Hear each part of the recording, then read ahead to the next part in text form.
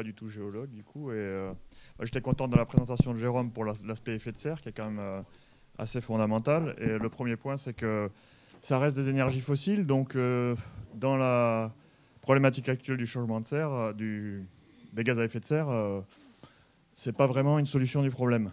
Donc, ça, c'est sûr, les géologues, ça leur plaît parce que ça fait de la prospective. Et à propos des réserves, donc il y a eu un gros débat sur les réserves et sur le potentiel, donc les 10% ou je ne sais pas exactement. Moi, ce que j'ai vu, c'est plutôt de la presse grand public comme le New York Times, mais tout ce qui est les fuites du New York Times, des compagnies pétrolières comme Schlumberger et puis tous les exploitants aux États-Unis, montrent qu'en fait, ils ont tendance à retirer un peu leur bide de ce truc-là parce que les puits qui ont été forés ne produisent pas ce qui était espéré. Donc vous avez parlé de 25% au bout d'un an. Moi, ce que j'ai lu, c'était plutôt 1/5 de la production du pic au bout de 2 ans. Donc en fait, apparemment, la production diminue très très vite. Donc il faut forer de plus en plus de puits. Forer de plus en plus de puits, ça veut dire une empreinte au sol qui devient énorme. Donc quand on est au Montana ou au Dakota ou dans les régions comme ça, on a peut-être de l'espace. Ici en France, je pense que l'espace est plutôt limité. On est hyper contraint, le bassin parisien en particulier. Donc je ne vois pas trop comment... Du coup, il y avait des chiffres tout à l'heure, 2 mois par an pour 20 ans de forage de production. Enfin, est-ce que ça vaut le coup d'avoir une empreinte au sol aussi importante pour des rendements qui sont finalement très faibles? Et un exemple des États-Unis qui aurait plutôt tendance à ressembler à une bulle spéculative qu'à un véritable Eldorado du gaz de schiste. Je peux parler? Oui. Bon, oui, bien sûr. Tout ça, c'est des questions. La première question, c'est quand même de savoir combien il y en a, combien on peut en sortir, combien ça coûte, combien ça coûtera simplement en respectant les réglementations européennes. Donc, pour l'instant, on est dans l'inconnu. Donc, première chose, savoir combien il y en a, c'est la première chose.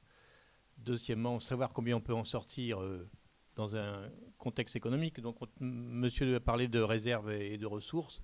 La différence entre réserves et ressources, c'est combien ça va coûter à sortir le produit. Donc, avant de parler de savoir combien il y a eu des chiffres, 20 ans, 2 mois, je ne sais pas, on ne sait pas. Donc, la production que j'ai montrée tout à l'heure là sur les puits, c'est un exemple réel. On avait les données, on a montré. Maintenant, il faudrait multiplier les exemples. Donc, l'idée qu'on développe, c'est finalement, ayons des données sur ce qui existe aux États-Unis, Canada, ce qui existe en Europe. Il y a déjà des puits qui existent. Regardons les gaz de mine. Hein. Par exemple, vous voyez que les gaz de mine sortent. Les mines ont été abandonnées il y a 30 ans. Les gaz continuent à sortir. Donc, savoir la ressource, si ça tombe, on ne parle pour rien. Hein. Tout ce débat ne sert à rien puisque finalement, on va s'apercevoir qu'on a très peu de ressources, très peu de ressources accessibles, enfin très peu de réserves accessibles à un coût réel respectant les réglementations actuelles. Il faut savoir qu'il y a un droit minier en France qui est en train d'être revu et corrigé, donc on ne sait pas ce qu'il va nous donner. Ensuite, combien est-ce qu'on va pouvoir mettre les installations comme on veut à la surface? Ça, c'est un vrai. Il y a quelques années, quand j'ai été directeur à l'Institut, on avait mis un programme en place sur les ressources et sur les usages du sous-sol, hein, parce qu'on fait à la fois, parce qu'il y a d'autres questions que celle-là. Hein, on veut à la fois stocker du CO2, on veut à la fois sortir du gaz de schiste, on veut à la fois stocker des déchets nucléaires, on veut à la fois avoir de l'eau, on veut avoir à la fois de l'air et de l'espace, on veut tout avoir pour rien. Donc à un moment donné, il faut chiffrer tout ça, et pour chiffrer, il faut savoir. Donc première chose, essayons de savoir de quoi on parle, et une fois qu'on aura parlé, on pourra décider. Donc la première chose, c'est que pour l'instant, on ne sait pas de quoi on parle. Donc ensuite, sur les gaz à effet de serre, sur le papier, je dis bien sur le papier, le méthane, c'est 4 hydrogènes pour 1 carbone. Hein. Le charbon, c'est 100% de carbone, pas d'hydrogène. Donc l'impact effet de serre du méthane, d'une manière théorique, c'est 4 fois moins ou 5 fois moins que le charbon. Bon, maintenant, il peut y avoir des fuites. Non, mais je suis d'accord. Je vous parle sur le papier. Donc, a priori, c'est beaucoup d'hydrogène. Il y en a qui parlent de stocker l'hydrogène avec le bore. Le carbone est un bon stockeur d'hydrogène. Donc, tous ces aspects-là, la première chose, c'est qu'on ne sait pas de quoi on parle. Je vous ai montré les ressources disponibles en France. On n'en sait rien. On prend une coupe du bassin parisien qui date de je ne sais pas quand. on ne sait rien, on n'a jamais fait un forage. Quand à l'Institut, à l'INSU, on a demandé de participer au forage sur la région de Bure pour savoir ce qu'il y avait dedans, on ne nous a pas donné d'argent pour faire les recherches complémentaires, qu'il fallait transformer ce forage, il fallait le carotter et non pas le forer. Vous savez que dans le forage, il y a deux façons de faire. On fait par cutting, c'est-à-dire vous forez, puis sort une boue, et puis bon, la boue, on récupère les petits morceaux dans la boue, on fait ce qu'on peut avec, on ne sait pas d'où ça vient. Et voilà, où on sort des carottes, on a la roche, donc on peut travailler dessus, ça coûte cher. Donc moi je dirais, avant de parler, essayons de voir ce qu'on a, simplement. Voilà. J'ai l'impression, enfin moi je trouve une certaine ambiguïté dans les exposés, notamment de Goffet et de Pigeaudier-Cabot. C'est peut-être un peu plus clair dans l'exposé de Jérôme, c'est-à-dire que la différence qu'il y a entre le gaz de schiste et les gisements pétroliers, c'est que le premier, ça a été dit un peu, mais pas assez, il me semble, c'est-à-dire qu'il y a une grosse différence entre un réservoir, c'est-à-dire une zone où c'est accumulé ou du gaz ou du pétrole, et une zone où l'hydrocarbure est dispersé. Et sur les schémas, à chaque fois, même ceux de Jérôme, c'est toujours présenté en 2 dimensions. Et si on veut récupérer un maximum, ça veut dire qu'il faut faire non seulement un forage horizontal, mais il faut le faire dans 360 degrés autour. C'est-à-dire que, et je retombe là sur la remarque de Barré, c'est-à-dire qu'effectivement, Jérôme l'a dit aussi un peu, c'est-à-dire que forcément, l'emprise au sol, mais en profondeur aussi, est bien plus importante que dans l'exploitation d'un réservoir où il y a eu concentration. Et ça, j'ai l'impression que c'est dans tout ce que j'ai entendu aujourd'hui et ce que j'ai pu lire, chaque fois, c'est minimisé. Ça a l'air de vouloir dire, finalement, c'est pas très différent, c'est juste un problème technique lié, par exemple, à l'anisotropie de la roche ou des choses comme ça. Il me semble que c'est bien différent, c'est-à-dire que c'est effectivement, si on veut récupérer ces hydrocarbures, c'est sur une surface, sur un volume bien plus important. Et donc, les conséquences sont évidemment bien différentes. Le facteur est de 1000 en moyenne. Entre une fracturation sur une verticale sur 20 ou 30 mètres et une fracturation qui s'éloigne à 3 km. Le facteur est de 1000. C'est pour ça que c'est les mêmes techniques, évidemment. Enfin bon, on peut améliorer, mais c'est les mêmes techniques, c'est la même fracturation. Mais à chaque fois qu'on le fait, disons, pour du gaz de schiste, on est obligé de fracturer 1000 fois plus que quand on fore à la verticale. Un truc horizontal. Et la vraie différence, elle est là. C'est un facteur 1000. Et c'est pareil. Attendez, je peux répondre à la question, monsieur. En fait, c'est pas si simple que ça, parce que les réservoirs, les roches réservoirs, puisque je vais prendre le bon vocabulaire de monsieur, les roches réservoirs des réservoirs de gaz ou pétrole, le facile a été sorti. Il faut savoir, quand vous faites un trou, vous sortez ce que vous pouvez, mais finalement, pour améliorer l'exploitation du réservoir, c'est pas si simple que ça. Et donc, quand vous avez l'exploitation d'un réservoir, en fait, vous avez une espèce de forage parapluie où on part à partir d'une plateforme, par exemple, dans les gisements sous-marins, à partir d'une plateforme, par une multitude de puits qui vont essayer d'aller chercher le pétrole à différents endroits du réservoir. Vous imaginez bien que c'est pas, comme disait, c'est pas une grande cavité où tout coule, c'est une éponge et qui coule là où à côté de votre trou, mais il faut en faire beaucoup. Donc finalement, pour essayer d'exploiter avec une meilleure qualité les réservoirs, on est obligé de faire beaucoup aussi de forage, moins et de fracturation hydraulique. Et maintenant, la fracturation hydraulique aide ce qu'on appelle à assister la récupération dans les réservoirs, parce que c'est poreux, mais perméable, de dire, mais c'est pas perméable comme une baignoire. Voilà. Bonjour. Et une éponge. Sonia Torregrossa. Moi, je vous interpelle par rapport au fait que vous voulez savoir les réserves de gaz ou de pétrole de schiste, mais l'objectif actuellement du gouvernement, c'est la transition énergétique, me semble-t-il. Donc on se doute aussi que s'il y a un gros volume de gaz ou de pétrole de schiste dans nos sous-sols, les pétroliers vont chercher à l'extraire, ce gaz. Ils ne vont pas respecter réellement les engagements actuels. Écoutez, savoir est indispensable. Vous ouvrez votre frigo, vous voyez la confiture. Je ne suis pas d'accord avec vous. Non. Pour l'exploitation, c'est indispensable. Non, là, je ne vous parle pas d'exploitation. Moi, je vous parle de transition énergétique. Pour la transition énergétique, il faut savoir combien vous avez de réserves fossiles. Vous ne ferez pas de la transition, c'est votre réservoir. Vous ne ferez pas de la transition énergétique si vous n'avez pas l'ensemble de vos ressources. Transition, ça ne veut pas dire abandon. Et vous ne saurez pas décider d'une manière intelligente. Je suis désolé, savoir qu'on a des gaz de schiste pour 100 ans, ça ne nous oblige pas à les exploiter tout de suite. On peut dire on attend ça en cas de crise totale, on les exploite dans 100 ans. Ils sont là, c'est pas un problème, c'est un problème de savoir, d'inventaire. Et c'est pas parce que vous avez de la confiture dans le frigo que vous êtes obligé de manger le pot tout de suite. Voilà.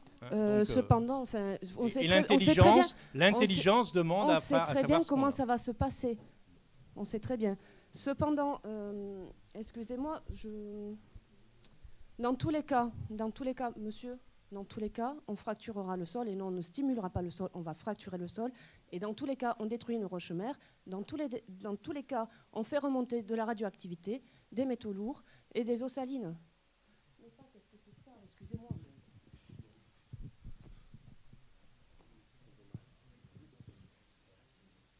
Bon, bonjour. Je m'appelle Nicolas Fournier, donc je suis chef d'entreprise. Je suis venu aujourd'hui parce que je suis intéressé par le gaz de schiste. Donc j'ai été en Pennsylvanie pour le gaz de schiste et au Canada, enfin aux États-Unis et au Canada. Donc et récemment, j'ai vu encore qu'aux États-Unis, ils étaient passés de 50 séismes par an à 1054, je crois. Donc depuis 2 ans. Donc on a vraiment monté en séisme là-bas. Je ne veux pas vous parler des problèmes environnementaux, tout ça. Je sais qu'on connaît bien le sujet. Moi, je vais vous parler un petit peu du secteur de Pau, en fait, puisque je vois que vous êtes de là-bas. J'ai vu qu'il y avait eu un recensement cette année, en 2012, et que tout était recensé, tous les séismes au-dessus de 3 sur l'échelle de Richter, je crois, étaient recensés entre Pau et Tarbes. Donc il y a énormément d'activités là-bas avec la société Total, donc enfouissement de CO2 et retrait des forages, enfin des tubages existants. Alors nous, on a appris aux États-Unis que les tubages, c'était une durée de vie de 15 ans, le tubage béton, donc c'est vraiment très peu. Est-ce qu'on ne doit pas aussi imaginer que le conventionnel est très dangereux ou est dangereux à long terme ? Parce que c'est quand même au bout de certaines années qu'on se rend compte qu'il peut y avoir des difficultés. Est-ce que les séismes qu'il y a lieu entre Tarbes et Pau et Lourdes, parce que Lourdes, c'est aussi un lieu touristique très important et on a eu un séisme de 5 sur l'échelle de Richter récemment. Est-ce que ces séismes-là, on ne doit pas les mettre en question dans vos exposés pour se poser si ça ne vient pas du conventionnel et s'il n'y a pas des risques là-dessus ? Juste un élément de réponse sur ce qui se passe entre Pau, Tarbes et Lourdes. À ma connaissance, le stockage de CO2, le pilote de stockage de CO2 de Rousse injecte le CO2 à peu près au maximum d'un dixième de la pression de gaz lorsque le gaz était produit du même réservoir. Donc on est très très très nettement en dessous on va dire, du fonctionnement en service du réservoir. Ça ne veut pas dire qu'on n'a pas de sismicité, mais ça veut dire qu'on est dans des conditions qui sont quand même avec des marges de sécurité qui sont assez importantes. À ma connaissance, il n'y a pas eu de sismicité qu'on a pu directement attribuer à ça. À ma connaissance. Peut-être que je me trompe, mais il n'y a pas eu de sismicité qui a été directement attribuée à l'activité du pilote de la Crous. Directement attribuée, j'entends. Hein. On est quand même dans une zone qui est sismique. Hein. Donc, pour ceux qui construisent des maisons, excusez-moi, mais depuis le 1er janvier, les normes sont complètement différentes. On a augmenté de 20% les armatures d'acier dans les fondations des maisons. C'est des habitations individuelles dont je parle. Hein. C'est 20% d'acier en plus. Hein. Hein, c'est quand même, c'est pas négligeable. Hein.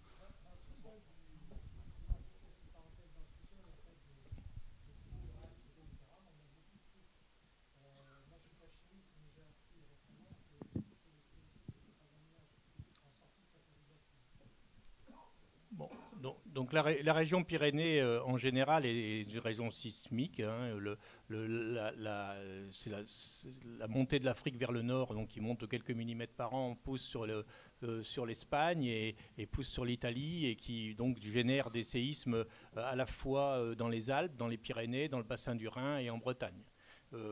Donc ça, c'est l'activité tectonique de la géodynamique européenne avec des séismes qui tournent modérés quand même, hein, au maximum 5 en moyenne et autour de 5 pour les maximums, beaucoup de séismes de 3, 2,5. Voilà. Ensuite, l'activité industrielle du sous-sol, qu'elle soit dans les mines du nord de la France, qu'elle soit dans la région de Lac, à partir du moment où on a retiré de la matière en profondeur, donc si on part dans la région de Lac, on a baissé la pression dans les réservoirs, et donc évidemment il y a un effondrement du système, et dans les mines du Nord c'est bien connu, et donc évidemment il y a un tassement par défaut de matière, et qui est aussi connu. Hein. Il y a un service entier du BRGM qui travaille là-dessus, et donc ça génère des séismes, il n'y a aucun doute. Mais c'est l'activité classique minière dans des terrains souples que sont les terrains des bassins sédimentaires, et c'est assez connu, c'est suivi, c'est un problème, et évidemment c'est à considérer. Mais s'il y a des séismes dans la région de Lac,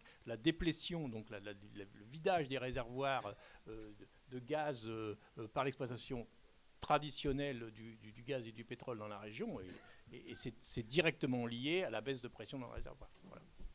Et ça c'est classique dans les régions sédimentaires dans lesquelles on exploite, quelle que soit la matière, que ce soit du charbon ou du gaz.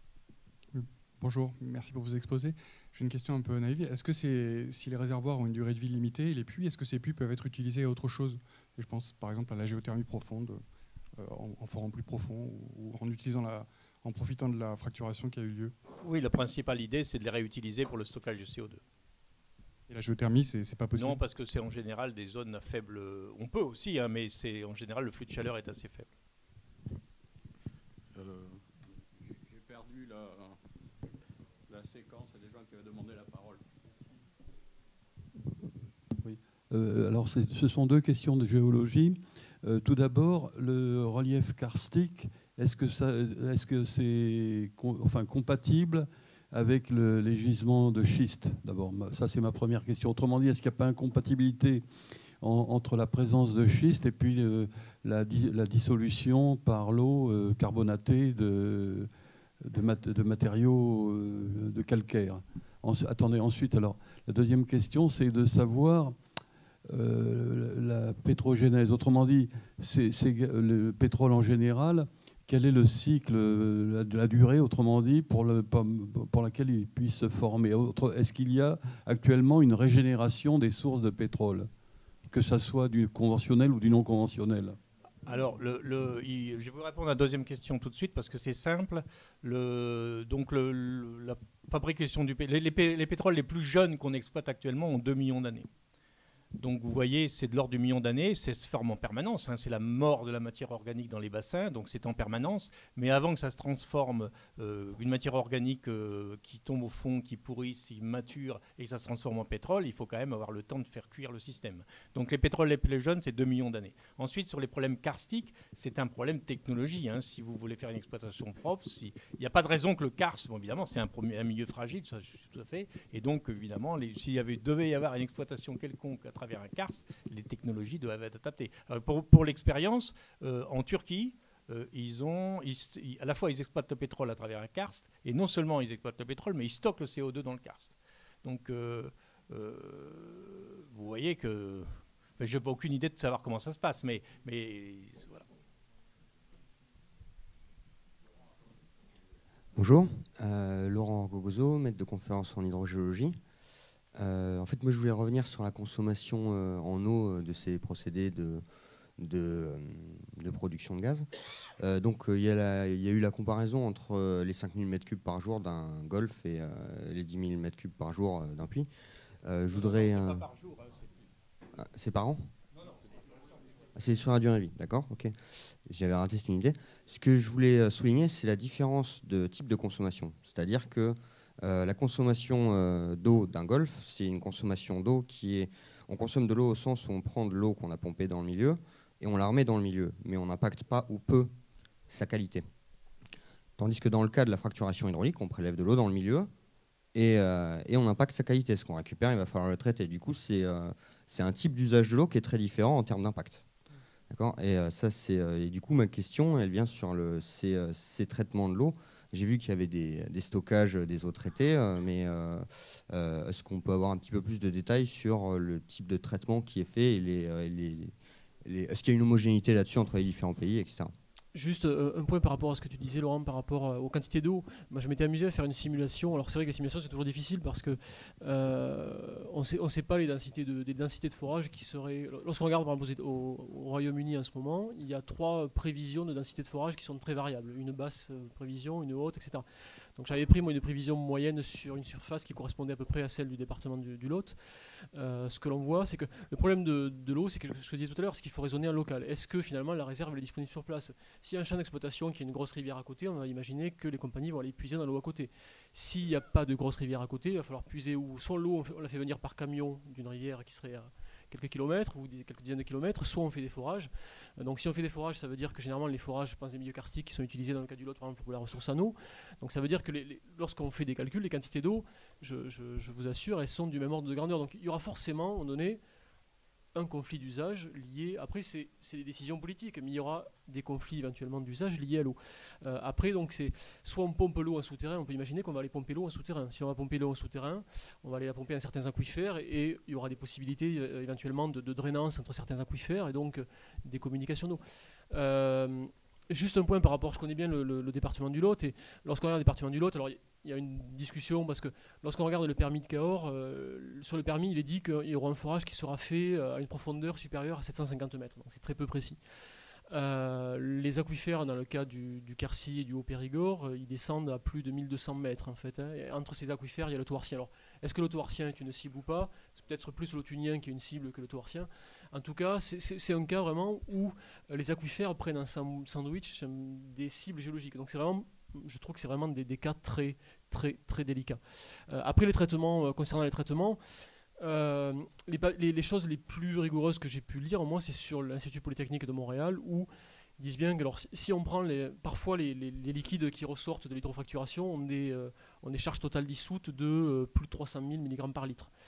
Que ce soit l'osmose réversible ou la distillation thermique, en fait, elle ne permet pas de traiter des choses qui ont des... Alors, soit on dilue les eaux avant de les traiter, donc on peut faire ça pour essayer de retomber sur des charges totales dissoutes correctes. Après, il y a quand même des composés organiques qui sont quand même difficilement dégradables. Donc les problèmes ne sont pas réglés, quoi. Alors, voilà. Après, bon, il y a tout un tas de choses, c'est difficile de rentrer en détail, mais il y a tout l'aspect législation. Est-ce qu'on autorise des bacs de décantation? Est-ce qu'on n'en autorise pas, etc. Ça, c'est vraiment un domaine dans lequel c'est délicat de rentrer aujourd'hui, quoi. Bonjour. Je voulais savoir, dans les pistes alternatives, on évoque l'hélium. Il me semblait que c'était la pénurie mondiale. Je voulais savoir pourquoi on évoquait l'hélium. Simplement parce que si on va sur Internet et qu'on regarde ce qu'il y a une entreprise qui a développé un brevet là-dessus qui est en train de mettre en place un pilote. C'est tout. C'est un simple recensement, hein, rien de plus. Oui. Toujours les Amis de la Terre. Nous savons qu'en France, il y a eu une fracturation hydraulique en 2007 sur le site de Franqueville. Ces puits ont été fermés parce que pour Ancana, c'était pas intéressant. Il n'y avait pas assez de méthane qui sortait. Donc ça a été fermé. Il faut quand même savoir que la réglementation française existe pour comment on bétonne un puits pour le fermer, mais il n'y a rien qui est prévu, du moins c'est les questions que moi j'avais posées à l'Adréal à ce moment-là, sur la surveillance de l'eau. On ne sait rien. Vous venez de dire, et ça confirme un petit peu nos inquiétudes, c'est que pour les bétons, c'est 15 ans. Donc pour qu'ils soient à peu près en état, enfin, c'est ce qu'on a dit ici. Moi, j'entends toujours les experts. Donc, on ferme, mais on ne sait pas. Il y a pas mal de milliers de mètres cubes de béton là-dedans, mais on ne fait aucune surveillance de la qualité de l'eau autour. Donc on peut tout supposer, la moindre contamination, on dira c'est le puits, on n'en sait rien. Donc quand vous dites il faut creuser, ça a été fait. Donc il faudrait aller déjà à Franqueville et ce n'est pas la peine de faire d'autres trous ailleurs. Et là, je suis toujours étonnée que les scientifiques... Alors, je suis moi-même ingénieure, donc je peux en parler facilement, mais que les scientifiques se précipitent pour avoir de l'argent pour faire des recherches là-dessus, sans avoir une vision globale des problèmes posés. Et ça me gêne toujours beaucoup parce que, enfin, on l'a abordé, vous l'avez dit, pour les gaz à effet de serre. Il est bien dit que pour maintenir une augmentation de la température de 2 degrés au niveau mondial, il ne faudrait absolument pas sortir une goutte de pétrole ou de gaz des sous-sols. Alors que là, on essaie de nous dire qu'on va pouvoir en sortir d'autres. Pourquoi faire ? À quel prix ? Alors, je voudrais aussi, puisque j'ai le micro, on ne me le redonnera pas tout à l'heure, parler des permis. Oui, ça fait quand même 2 ans qu'on est sur le coup, donc on s'est quand même beaucoup informé. Sur les permis, il y a effectivement, sur notre territoire, ça fait presque 20 000 km² qu'on voudrait forer. Donc c'est énorme, effectivement. Alors, il y a des permis qui ont été supprimés. Le permis de Cahors, normalement, a été supprimé, mais on ne sait pas encore comment. Le permis de Beaumont-de-Lomagne qui couvrait quand même 10 407 km², c'est-à-dire ça allait de la Dordogne pratiquement à l'Ariège, c'est une hérésie. On se dit, qu'est-ce que veulent les pétroliers, à part chercher du fric? Pour nous, ce n'est pas possible sur nos territoires. Juste, ça fait 2 fois que j'entends le chiffre, je ne vais pas revenir sur ce que vous dites. Des bétons qui durent 15 ans, pardonnez-moi, mais... mais pardonnez-moi, je viens avant d'avoir fait ça, j'ai passé pas mal de temps à travailler sur des enfouissements, y compris de déchets radioactifs. On sait faire des bétons qui durent 300 ans. Hein. On sait le faire. Après ça, il faut s'en donner la peine. Ça, c'est une autre dimension. Hein, ouais. S'il vous plaît, je veux intervenir sur ces problèmes de données publiques, privées. Il y a un vrai problème de réglementation et de droit. En fait, l'enjeu quand même de toute cette affaire, c'est quand même la réglementation. Il y a une réglementation sur les conduites. On ne peut pas conduire sur la route n'importe comment. Vous savez bien comment, si vous regardez la réglementation routière, entre ce qui se passait il y a 50 ans pour les plus vieux ici et maintenant, vous voyez bien que la réglementation a changé. Il n'y a pas de doute. Hein. Donc, vous voyez bien que le problème des risques de la sécurité, c'est un problème de réglementation. À la différence de la sécurité routière, où on a attendu que les gens meurent avant de commencer à réglementer, on est dans des pays où la science et quand même la technique, la science ont avancé, donc on peut essayer de prévoir. Le droit aux États-Unis, c'est un droit qui marche sur la jurisprudence. Vous faites, si ça ne marche pas, on porte plainte pour vous et on marche. On n'a pas de droit a priori. En Europe, on a un droit, en France en particulier, le droit napoléonien, c'est un droit a priori. Le sous-sol appartient à l'État. Aux États-Unis, le sous-sol appartient au privé. Donc vous avez une démarche complètement différente. Et la réglementation est la clé du système. Les données du sous-sol en France sont partagées d'un côté dans le public, avec le BRGM qui est en charge de faire le recensement des données. Le privé a un certain nombre d'obligations de rendre compte des données qu'il possède, mais quand même, dans l'exploration, les compagnies privées ont un droit sur la propriété de la donnée pendant 40 ans. Ce qu'on demande, nous, c'est les scientifiques du domaine public demandent d'avoir accès à la donnée. On n'a pas d'accès à la donnée publique, hein, c'est-à-dire celle qu'on peut utiliser, qu'on trouve dans les publications, celle qu'on peut comprendre. Quand j'ai présenté l'idée d'observatoire, c'est bien ça. C'est bien l'enjeu de l'observatoire, c'est mettre à la disposition du public, le citoyen, les responsables politiques, les responsables industriels, les données, et de données qui sont compréhensibles, parce qu'il ne s'agit pas de mettre des choses qu'on ne comprend pas, qui soient qualifiées, c'est-à-dire que quelqu'un les a vérifiées, et qu'on puisse savoir ce qui se passe. Et que, en fonction des données qui sortent, que la réglementation soit le mieux possible en avance, ou au moins colle à ce qu'on sache. Donc, ce qu'on réclame, et en particulier sur le sous-sol, où justement une grande inconnue, c'est de savoir, pour connaître, pour réglementer, et pour accéder finalement à pour faire vivre notre société au mieux. On ne demande pas de faire n'importe quoi. On fait pas, on demande, comme pour le code de la route, c'est un exemple un peu analogique, que ça respecte la vie des gens, mais que ça serve aussi à quelque chose. Et ça, c'est ça la clé. À quoi ça sert? Pourquoi faire? Comment? Pour évitant le maximum de dégâts. Et pour ça, il faut savoir. donc, c'est ça que... Et c'est quand vous dites les données de... Je ne connais pas cet endroit Francheville. On n'a pas de données là-dessus. C'est un système privé, on n'aura pas les données. À moins que la loi oblige la compagnie en question de donner les données. La fracturation hydraulique en France existe. Pour les puits de pétrole conventionnels, on fracture. Depuis des années. Et les compagnies qui exploitent ces puits actuellement n'ont plus le droit de fracturer. Donc elles ont un vrai problème. Puisque voilà, les champs vont s'arrêter d'exploiter pour le conventionnel. La fracturation hydraulique existe en France.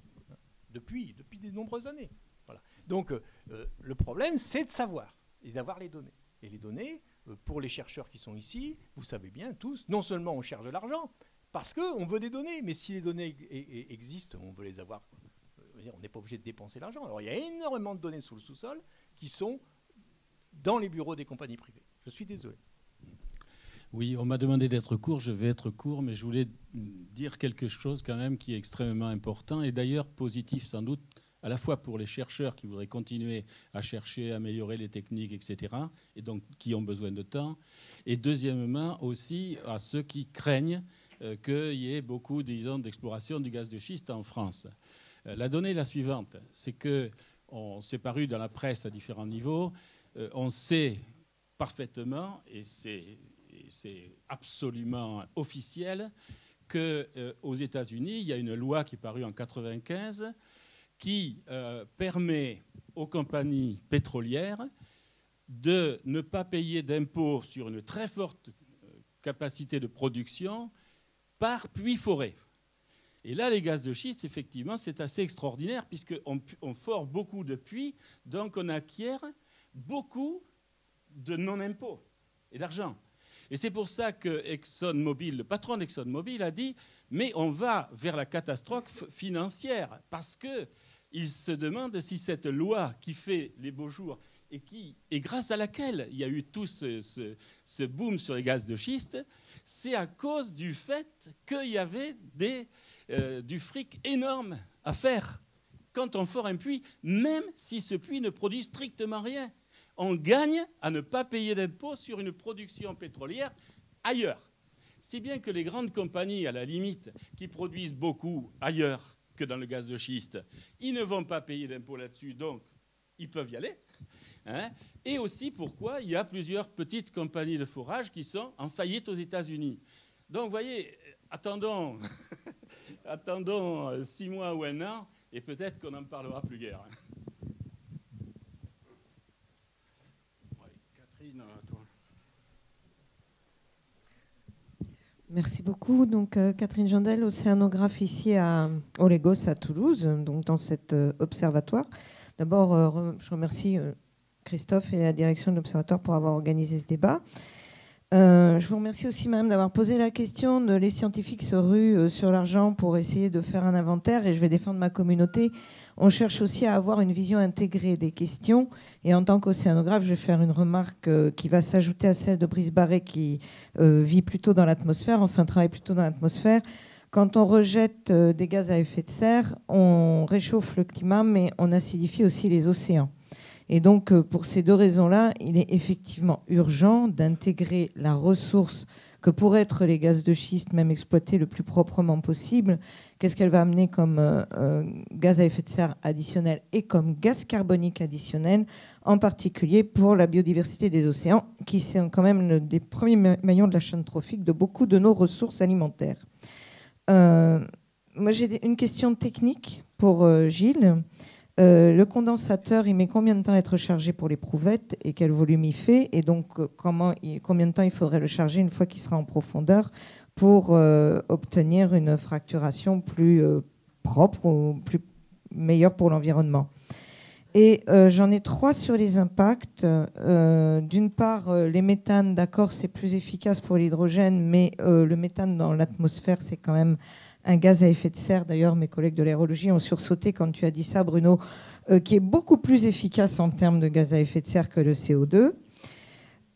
Stocker du CO2 dans tous les puits qui auront été abandonnés, il y a eu un rapport récent, je me rappelle du nom du rapporteur, c'était Toloat, c'est un ancien collègue, Pierre Toloat, qui montre bien que le CO2 que l'on met dans les cailloux, ça acidifie l'eau et donc ça peut libérer des métaux lourds, donc ce n'est pas non plus la panacée.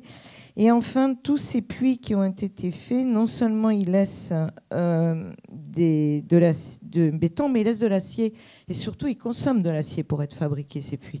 J'ai eu récemment, dans le cadre du bouquin que je suis en train de faire et auquel vous participez, un retour de M. Viali qui nous a montré les sections des puits qui sont faits sur la hauteur sur laquelle ils sont faits, le nombre, mais c'est extrêmement consommateur en acier, donc en matière première. Donc toutes ces questions, ça c'est plutôt sur les impacts et sur ce qu'on appelle le cycle de vie d'une énergie, quelle qu'elle soit. Donc voilà, j'en ai 3 niveaux. À propos des condensateurs, quand même, hier, M. Marjorie, il n'a pas été très gentil avec vous, puisqu'il a dit que le brevet, il avait des réserves sur le brevet que vous avez déposé avec Total. J'ai vu ça dans Le Monde. Ah bah tiens, je n'ai pas eu le temps de vous lire. Vous l'apprenez. Non, donc il n'était pas très optimiste. Non, mais c'est clair qu'aujourd'hui, d'abord, le brevet, c'est pas le nôtre. Il y a eu un brevet précédent qui a été déposé. Nous, ce que nous avons déposé, c'est simplement l'application de cette méthode-là au gaz de schiste. Hein, parce qu'il se trouve que c'était une faille juridique dans le brevet initial qui a été déposé par un Français, d'ailleurs. C'est vrai que ces méthodes-là d'application sont de portée relativement limitée pour l'instant. Ça ne veut pas dire que demain elles ne seront pas de portée limitée, ça ne veut pas dire aussi que ça ne marche pas. Mais c'est vrai qu'aujourd'hui, on est à l'état de veille. En ce qui concerne les condensateurs, dans nos expérimentations, le chargement, c'est de l'ordre de la minute pour des énergies de l'ordre du kilojoule, de la centaine de kilojoules. Donc ça reste raisonnable. Les premières extrapolations qui avaient été faites, sans lesquelles on ne serait pas allé plus loin, ou tout du moins on aurait cherché probablement autrement, nous mettaient à des niveaux de consommation d'énergie qui sont à peu près similaires à celles qu'on fait dans une fracturation hydraulique. Parce que on en consomme de l'énergie pour mettre de l'eau sous pression et pour l'envoyer à ces profondeurs. Hein, c'est loin d'être négligeable. Et ça, il s'en perd aussi. Donc, il faut que ce soit à peu près similaire, quoi. Voilà, du point de vue du rendement énergétique. Et c'est vrai que c'est pas, ça demande pas des installations très importantes. Non, la difficulté, c'est de descendre des condensateurs. Maintenant, cela dit, sur la consommation d'acier, le premier consommateur d'acier, si mes souvenirs sont bons, c'est le bâtiment. Donc là encore, c'est quelque chose que je connais bien. Je ne suis pas persuadé que si on regarde les tours de la Défense, par rapport à un puits, par rapport à un champ de gaz de schiste, on ait des quantités d'acier qui soient si différentes que ça. Et personne s'en émeut. Ouais, je voudrais faire un petit commentaire à Catherine. Donc Catherine, je te remercie de défendre la communauté de la connaissance. Ensuite, je suis aussi content que tu aies intégré le problème de la matière pour toute notre énergie. Et donc, en effet, la question de savoir combien on met d'acier, parce que bon, quand on multiplie les puits, on multiplie l'acier, combien on va dépenser de matière autre que celle de la matière énergétique est important. Et pour ça, donc, il faut bien savoir combien on met d'acier, mais combien savoir finalement on récupère d'énergie. Et l'intégrité, la somme de ce qu'on consomme et la somme de ce qu'on récupère et la différence est intéressante. Donc on a besoin de la connaissance à tous les bouts. Hein. Et c'est à la fin qu'on pourra décider. Si on consomme plus finalement, mais on fait payer les autres pour sortir le produit, ça devient inintéressant. Donc savoir combien on a, combien ça coûte, combien on dépense et combien on va gagner, c'est le b.a.-ba du commerce. Hein, et de notre vie de tous les jours. Je suis désolé. Et donc pour ça, il faut connaître. Alors un dernier point aussi entre les communautés, puisqu'on a parlé des communautés océanographes, atmosphère et sciences de la Terre. Les deux communautés, atmosphère et océanographes, ont la chance, une chance scientifique, hein, je parle bien, d'avoir un objet relativement homogène. C'est-à-dire que quand on connaît un point, on peut l'extrapoler assez loin. Les sciences de la Terre s'intéressent à un objet extrêmement hétérogène et dont la connaissance à un endroit est très difficilement extrapolable à un autre endroit. Et donc, on est, pour répondre à Madame des Amis de la Terre, les scientifiques des sciences de la Terre sont accros de la donnée, parce qu'il nous en faut beaucoup plus que pour les autres communautés scientifiques. Si. Moi, je n'hésite pas. Et en plus, elles sont plus chères à aller chercher. Et donc, pour la connaissance, uniquement pour la connaissance et la modélisation de la Terre, hein, c'est extrêmement important pour nous, scientifiques, d'avoir des données.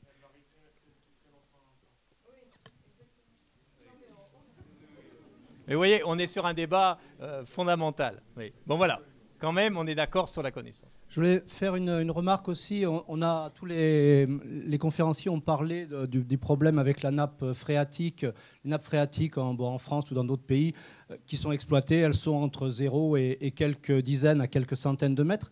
Mais vous n'avez jamais parlé des nappes fossiles, par exemple dans le bassin de Paris. On sait qu'il y a une nappe d'eau qui n'est pas exploitée actuellement, donc on peut se dire on s'en fout, mais peut-être qu'un jour elle sera exploitée. Or, elle doit se trouver à peu près au niveau justement soit du Jurassique inférieur, soit au niveau du Jurassique moyen, qui sont justement les niveaux riches en hydrocarbures. Et là, il y a un risque de pollution énorme qui est à laisser aux générations suivantes, mais qui n'est apparemment jamais évoqué. On n'évoque que la pollution de la nappe superficielle, ce qui est déjà pas mal, mais enfin bon, il y a aussi ce problème qui est à prendre en compte, je pense. Alors les nappes superficielles sont les nappes d'eau douce, hein, et les nappes très profondes sont souvent les nappes salées.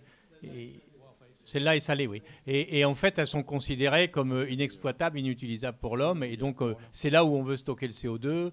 C'est des nappes, en fait, qui sont considérées. On va pas essayer. Je ne pense pas qu'il y ait une volonté de les polluer, mais c'est clair que c'est des nappes qui ne sont pas considérées comme stratégiques pour la vie humaine. On a même envisagé dans la nappe dont vous parlez d'injecter les eaux résiduaires. Il y a eu un coup d'essai. Aux États-Unis, c'est fait, oui. Oui. Une précision. Enfin, je suis retraité, je suis ingénieur et passionné de sciences. Dans l'Alberta, il s'agit de gaz de schiste ou de pétrole? Parce que c'est une catastrophe écologique. C'est les sables bitumineux, donc ça n'a rien à voir. Enfin, disons, au point de... C'est une exploitation de surface et effectivement, du coup, l'impact... Oui, c'est monstrueux. Bien, une autre question qui était plus technique. Bon, il apparaît qu'en tout état de cause, la fracturation hydraulique, enfin tout au moins pour la France, on peut mettre une croix dessus, quasiment pour l'instant.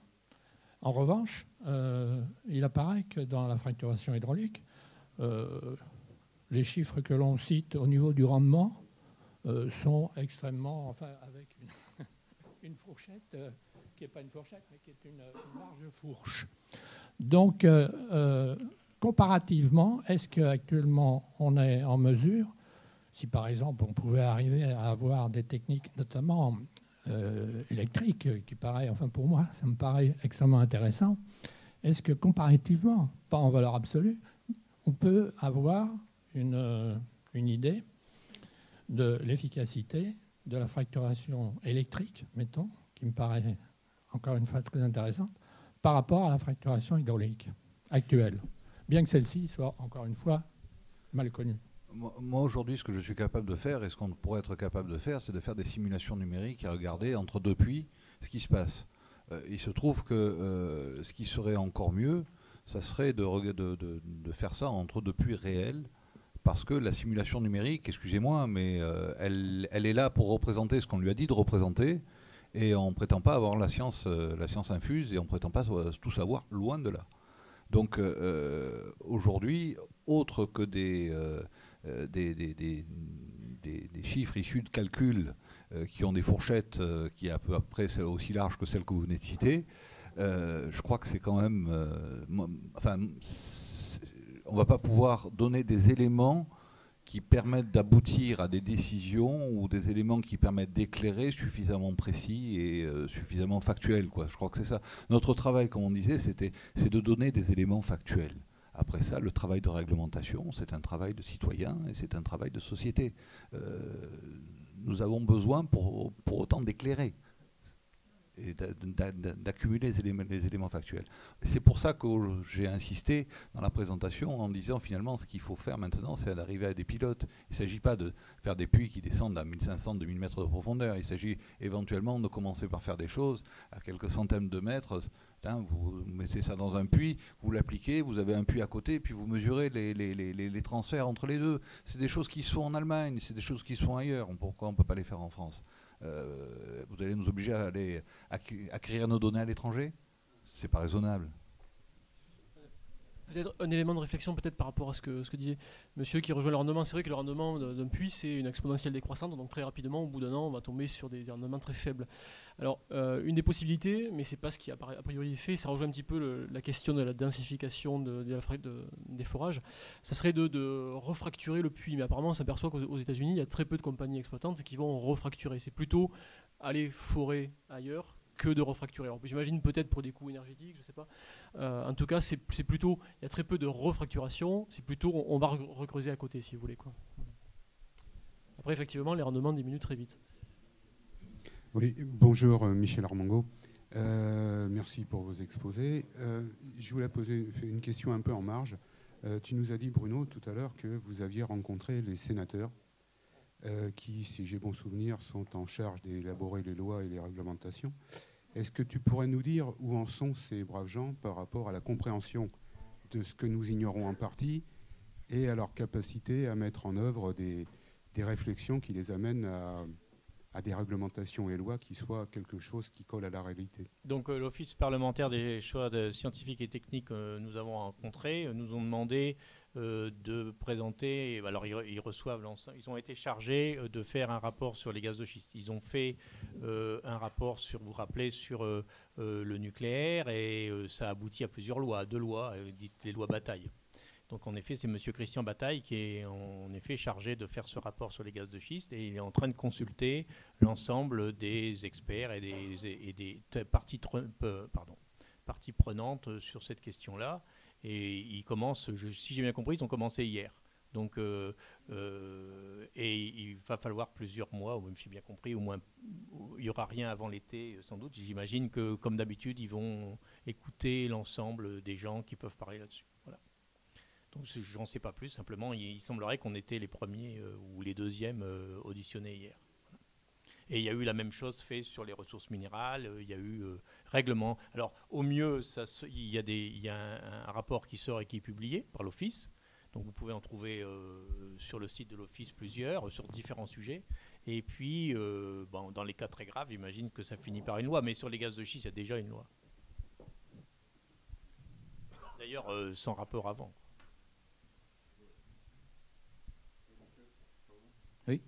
Oui, je voulais revenir sur la réglementation et surtout les questions de contrôle sur place. Je ne sais pas s'il y a des foreurs dans la salle. Mais bon, j'ai des gens foreurs avec qui je me suis pas mal entretenu et qui disent que selon les endroits, c'est du n'importe quoi dans certains endroits. D'une manière générale, bon, les Français, les Européens essaient de respecter certaines choses, Total en particulier. Je parle surtout de forage en Afrique et sur des plateformes offshore en Afrique. Mais on a eu l'occasion de parler, par exemple, de ce qui s'est passé dans le golfe du Mexique, où on a essayé pendant des mois d'obturer un trou en s'y prenant mal parce qu'on avait mis des bétons de mauvaise qualité, on n'avait pas fait les mesures en profondeur qu'il fallait pour analyser les bouts et savoir ce qu'il fallait mettre dedans, etc. Alors que si on avait dépensé un tout petit peu plus d'argent en faisant des choses il me semble que tous les professionnels connaissent là-dessus, et sans faire d'économie, on aurait évité ça. Donc en termes de réglementation, j'ai l'impression qu'il y a 2 poids 2 mesures. Comme vous le disiez peut-être, ou le sous-entendiez tout à l'heure, aux États-Unis, on peut forer un puits de pétrole dans son jardin par la compagnie du coin, le boulanger qui s'est reconverti parce qu'il allait gagner des ronds. J'ai l'impression qu'en France, c'est quand même plus difficile. Et qu'est-ce qu'il en est? Qu'est-ce qu'il peut y avoir comme harmonisation là-dessus? Voilà. Je ne connais pas le droit de forage. Moi, je sais qu'en France, c'est réglementé. Hein. Vous ne pouvez pas faire un puits pour vous alimenter en eau potable pour vos besoins particuliers. Il y a des réglementations pour l'agriculture, il y a une agence de l'eau. Mais aux États-Unis, il y a des lois aussi. Et leur problème, c'est souvent des lois régionales. Qui sont dérogeables. Je sais que j'ai lu dans des rapports que des shérifs, par exemple, ont dérogé, ont dit qu'ils n'étaient pas obligés de mettre une bâche, qu'ils pouvaient mettre comme ça directement. Donc, vous voyez que les arrangements, à partir du moment où on a la propriété qui est celle locale, les arrangements locaux sont tout à fait possibles. Donc, le secret, quand même, c'est le droit. Et vous voyez bien que dans la plateforme Deep Horizon du Golfe du Mexique, les réglementations n'avaient pas été appliquées. Et ça coûte cher aux compagnies. Donc, vous voyez que l'application du droit, c'est un vrai problème. Les radars, vous voyez qu'on a inventé le radar. Hein. Un peu d'informations là-dessus, au moins de l'information dont je dispose. Je sais qu'il y a des réflexions au niveau du Conseil d'État qui tendraient effectivement à réformer le code minier, puisque finalement c'est du ressort du code minier en France. Hein. Le sous-sol, c'est la propriété de la nation, c'est pas la propriété de l'individu, et donc c'est notre richesse nationale entre guillemets, et c'est l'État qui décide.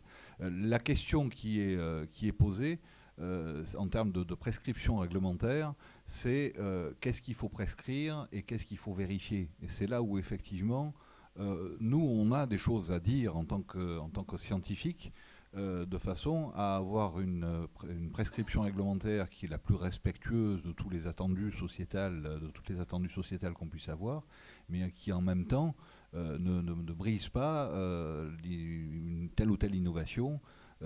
Parce que ça pourrait avoir des conséquences, là encore, tout aussi inattendues. Je crois que c'est un équilibre à faire, et à ma connaissance, les gens sont en train de réfléchir sur cet équilibre. C'est-à-dire, si on doit réglementer autrement, comment faut-il réglementer? Et ça, c'est pas évident. Bon, nous prenons deux autres questions avant de lever la séance. Merci, je vais être rapide. Bon, je suis venu pour m'informer sur cette question importante et on a pris beaucoup d'informations, mais il y a un domaine sur lequel je suis resté un peu sur ma faim, c'est que vous avez parlé beaucoup de risques et finalement assez peu d'effets réels sur les populations ou sur les animaux. Donc peut-être une question pour Jérôme, est-ce qu'on a des études épidémiologiques, puisqu'apparemment ça fait longtemps qu'on creuse et qu'on envoie des produits dans les puits de forage. Est-ce qu'on a eu des études pour évaluer ces effets? Alors effectivement, c'est un aspect que je n'ai pas abordé parce que je me suis dit, on va dire, ça y est, il fait du sensationnel, donc c'est un aspect que j'ai occulté volontairement. Alors il y a eu des soucis, on commence à retrouver des articles dans des journaux comité de review, mais plutôt de domaine clinique vétérinaire, parce que les gens vont travailler sur les animaux, parce que les animaux ont un cycle de vie plus court que l'homme forcément, pour certains, et donc c'est une façon d'avoir un retour plus rapide sur les effets potentiels. Donc effectivement, il y a des soucis dans certains endroits. Alors après, je pense que c'est un sujet aux États-Unis qui est aussi problématique, et puis faire des études épidémiologiques, c'est pas forcément facile, etc. Il ne serait pas besoin d'aller aux États-Unis. Quand on prend le cas de Gazville, quand on regarde ce qui s'est passé, c'est des problèmes c'est assez difficile d'aller mener des études épidémiologiques rigoureuses parce qu'il y a des problèmes sociétaux derrière, etc., de non-dits. Donc effectivement, il y a des soucis sur des animaux. Après, bon, je me sentais pas forcément trop à l'aise, mais il y a des articles dans des revues de vétérinaires, effectivement. Voilà. Après, bon, j'ai pas tant d'informations que ça là-dessus. Juste, je voulais juste revenir sur l'aspect droit. Alors c'est vrai que je pense que tout est en train de changer par rapport au code minier, mais il y a quand même, vous me direz si je me trompe ou la salle me le dira, mais à l'heure actuelle, la loi Jacob de juillet 2011, elle n'interdit pas la fracturation hydraulique à but de recherche sous encadrement public. Voilà. Donc la fracturation, c'est interdit par des compagnies ou à but commercial, mais elle n'est pas interdite lorsqu'il s'agit de recherche à encadrement public, sous contrôle public. Voilà, quoi. Oui. Ma question concerne la liste qui a été évoquée. Je crois que c'était la première transparence, c'était le premier communiqué. C'était vous qui avez montré une liste de produits chimiques. Oui. Oui, d'accord. Alors, est-ce que vous pouvez me dire si les carbures benzéniques, là, qui sont assez nombreux, qui sont des substances tout à fait préoccupantes et qui sont nocives, dangereuses, cancérigènes, comment elles peuvent aboutir, même en faible quantité, dans l'analyse? Quelle est la source de ces hydrocarbures benzéniques? Eh ben, si j'ai bien compris, dans les 750 produits qui sont dans lesquels l'exploitant... Alors tout ça, ça vient des États-Unis, hein, on ne sait pas. Donc ils utilisent des produits de toutes sortes et manifestement les données... Enfin, tu t'en sais peut-être plus toi, mais pourquoi... Ah non, je crois non, c'est des produits qui sont mis pour différentes applications, je sais pas. Le cas du benzène, c'est un cas un petit peu particulier parce qu'effectivement, c'est un produit qui peut être un produit pas forcément rajouté par les compagnies pétrolières, mais il peut aussi être rajouté. Alors c'est vrai que sur la liste du Sénat américain, sur les 750 produits, pour peut-être 20 ou 25%, peut-être pas tant, mais pour un certain pourcentage de ces produits, des fois il y a une ambiguïté. Est-ce que c'est un produit qui est issu, donc est-ce que c'est un résidu finalement de gaz ou de matière organique présente dans ces formations, ou est-ce que c'est un produit rajouté? Dans le cas du benzène, a priori, il peut être issu de la matière organique de décomposition, mais il est aussi rajouté a priori en tant que solvant par les compagnies. Quoi. Voilà. Le benzène naturel, ça existe, hein, bien sûr. Ouais.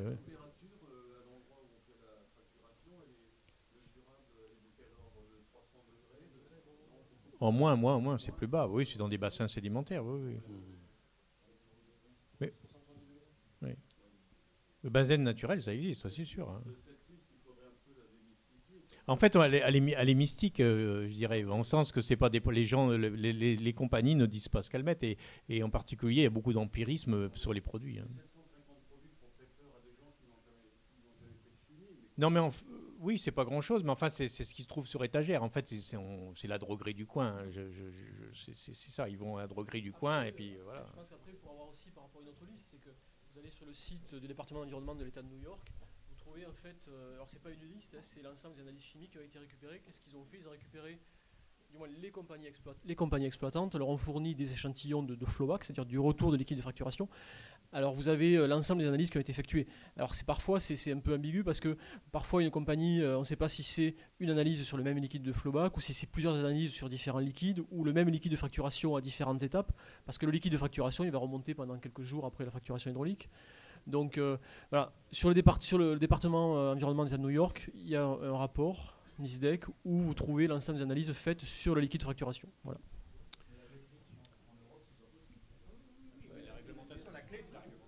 Après, juste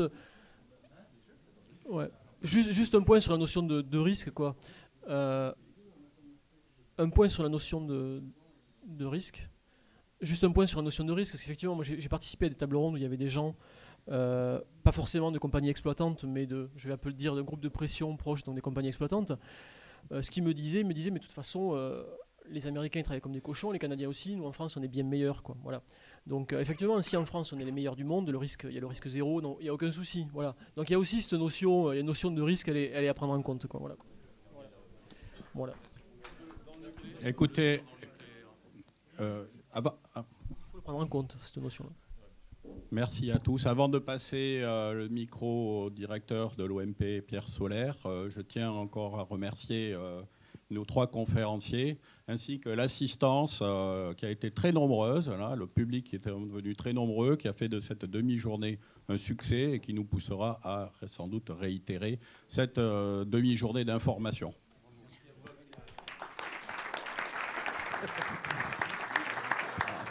En fait, Christophe, tu as dit ce que j'avais à dire. Donc, je tenais d'abord à te remercier, ainsi que Yves, donc, pour l'organisation de cette matinée. Évidemment, nos 3 collègues de Pau, de Marseille et Jérôme de l'Observatoire. Je tiens à vous remercier. Je pense que l'Observatoire est tout à fait dans son rôle en organisant ce type de réunion où on croise des visions des scientifiques de différentes disciplines, d'un public très éclairé par ailleurs, et d'un public éclairé. Je pense que c'est très important sur cette question-là, et puis sur un tas d'autres questions, d'avoir ces visions croisées entre les scientifiques et, je dirais, le public ou la société, le public éclairé. Nous essaierons d'en faire d'autres. Je vous signale que la semaine prochaine, dans le cadre des grands séminaires de l'Observatoire, justement, on va aborder aussi un de ces thèmes, puisqu'on va aborder le thème de l'impact du changement climatique sur les ressources marines, et notamment sur les ressources pêchables. Donc on est sur un sujet différent, mais on est dans le même esprit de confronter des données scientifiques avec des questionnements de la société sur notre avenir commun. Et je pense que là-dessus, l'Observatoire Midi-Pyrénées joue parfaitement le rôle que ses tutelles, l'Université Paul Sabatier, le CNRS, le CNES, Météo France et l'IRD, lui ont donné. Merci, bon après-midi et j'espère vous revoir très bientôt pour un de nos prochains grands séminaires.